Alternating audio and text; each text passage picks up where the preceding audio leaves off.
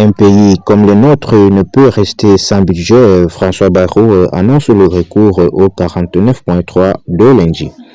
Dans une interview à la Tribune dimanche à paraître ce 2 février, le Premier ministre annonce sa décision de faire usage de l'article 49 alinéa 3 de la Constitution pour faire adopter par l'Assemblée nationale le budget de l'État et de la sécurité sociale.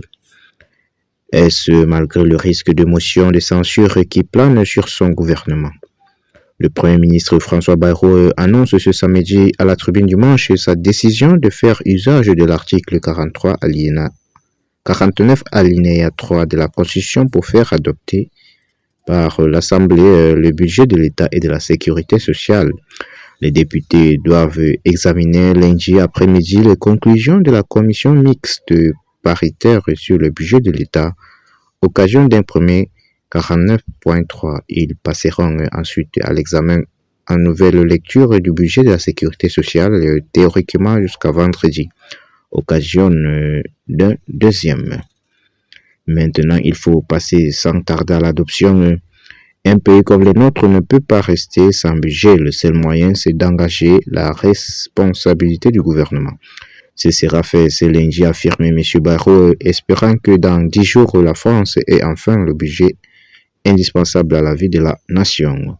L'utilisation du 49.3 par le Premier ministre s'accompagne d'un risque de censure. La France insoumise ayant annoncé le dépôt de motions de censure que devraient voter les communistes et les écologistes. Le RN et le PS n'ont en revanche pas encore fait connaître leurs intentions. Le regard sont plus particulièrement braqués sur les socialistes avec qui le gouvernement est engagé depuis plusieurs semaines dans une négociation sur le budget. Interrogé sur ces risques, M. Bayrou affirme que sa concrétisation serait rejetée avec colère par le Français. Ces deux partis, le RN et le PS, les savent aussi bien que moi, dit-il en soulignant qu'à la sortie de la CMP, le PS a salué les efforts faits un peu plus tôt.